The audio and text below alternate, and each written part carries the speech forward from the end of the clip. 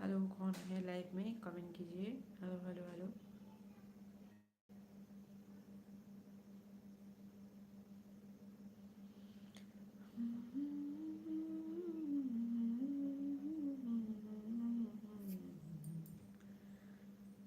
न जाने कहाँ दिल खो गया।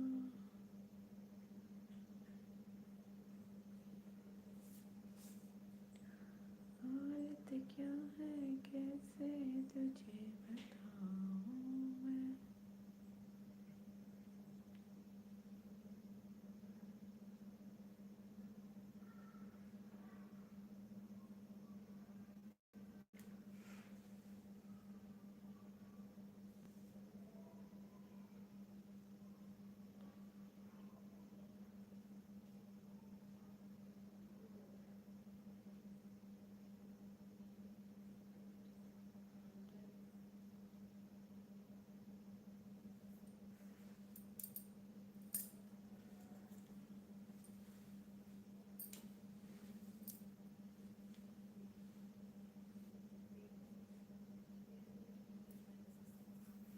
হ্যালো হ্যালো হ্যালো হ্যালো, কে আছো লাইভে? কমেন্ট করবে।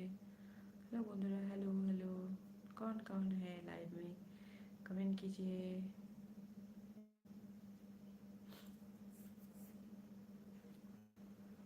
हालत क्या है, कैसे तुझे बताऊं मैं। करवट बदल बदलती रात बिताई मैं। पूछो यारा, पूछो क्या हाल है, हाल बनावे।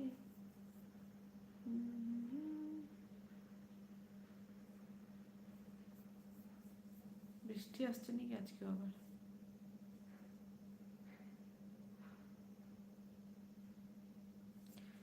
কে কে আছো কমেন্ট করবে।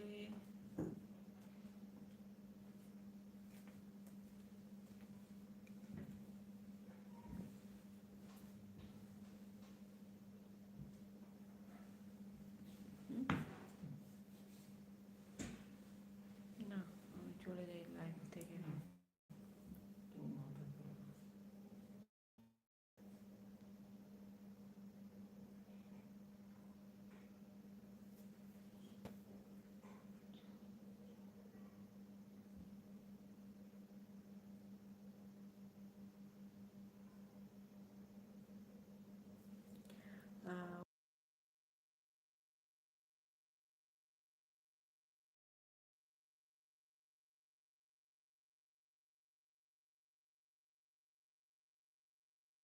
রাজা যখন হোস্টেল থেকে বাড়ি আসে, আমাদের গাড়ি নিয়ে ও ড্রাইভার কাকুর পাঠিয়ে দিলাম।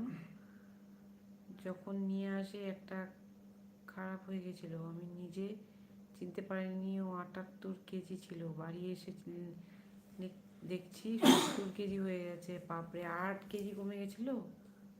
হোস্টেল থেকে বাড়ি আসে গাড়ি নিয়ে, ও ড্রাইভার কাকুরকে পাঠিয়ে দিলাম। যখন নিয়ে আসে একটা, এতটা খারাপ হয়ে গেছিলো আমি নিজেই চিনতে পারিনি। আচ্ছা, 78 কেজি ছিল, বাড়ি এসে হয়ে গেছে 70 কেজি। বাপরে, অনেকটা অনেকটা ঘেটে গেছিলো।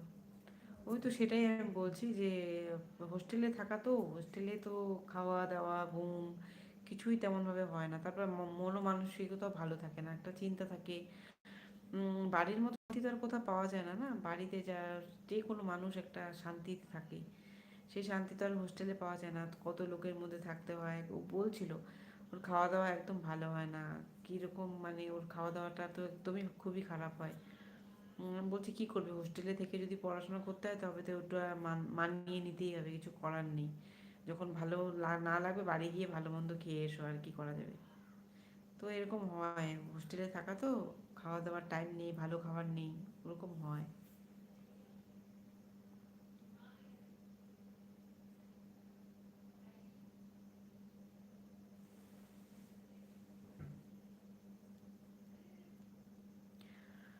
আচ্ছা ঠিক আছে, তাহলে আজকের লাইভটা আমি এখানেই শেষ করছি।